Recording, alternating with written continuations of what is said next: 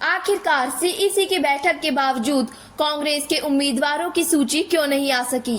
क्या कारण है कि राजस्थान से कांग्रेस पार्टी भाजपा की पहली सूची जारी करने के 8 दिन बाद भी सूची जारी क्यों नहीं कर सकी, जबकि इससे पूर्व मध्य प्रदेश, छत्तीसगढ़, मिजोरम और तेलंगाना की सूचियां जारी की जा चुकी है। इन प्रदेशों के लिए सीईसी की बैठक के कुछ देर बाद ही सूची जारी कर दी गई थी, लेकिन राजस्थान में ऐसा क्या हुआ कि बैठक के बाद सूची जारी नहीं की गई? जबकि बताया जा रहा है कि करीब 106 नाम पर चर्चा हुई, लेकिन इनमें से कुछ मंत्रियों और विधायकों के सिंगल नाम सीईसी की बैठक में रखे गए, जिनको लेकर खुद राहुल गांधी और सोनिया गांधी भड़क गए।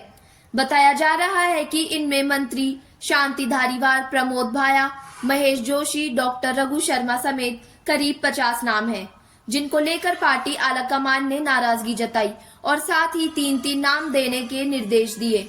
जानकारी के अनुसार इन्हीं सब नाम को लेकर पार्टी आलाकमान ने नाराजगी जताई और फिलहाल इस लिस्ट को होल्ड पर रख दिया गया है।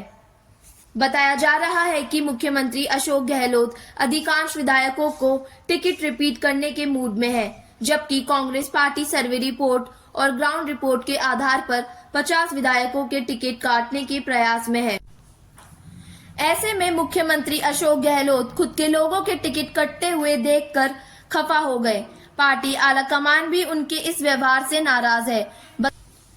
बताया जा रहा है कि यही सबसे बड़ा कारण है कि जो आज सूची जारी होने वाली थी वह जारी नहीं हो सकी और सूची अटक गई। ऐसा माना जा रहा है कि 20 अक्टूबर को प्रियंका गांधी राजस्थान दौरे पर आ रही है।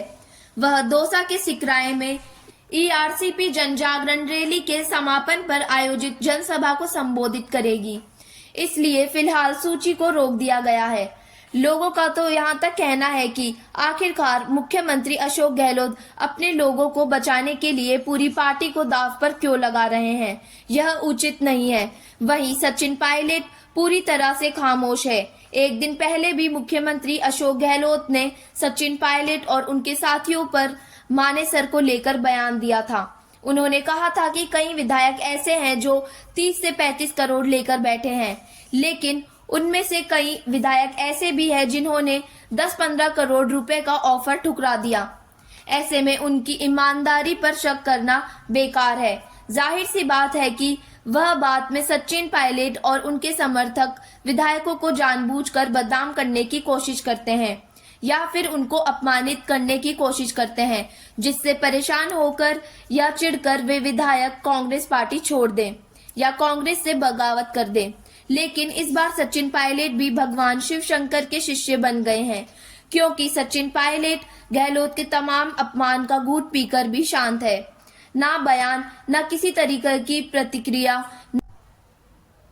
विरोध भी नहीं, बस खामोशी। और यही खामोशी उनके आगे बढ़ने का कारण भी बनेगी, क्योंकि जो गलती वह पूर्व में कर चुके हैं अब इसे दोहराना नहीं चाहते। भले ही बार बार मुख्यमंत्री अशोक गहलोत उनके खिलाफ किसी भी तरह की घटिया स्तर पर बयानबाजी क्यों ना करें।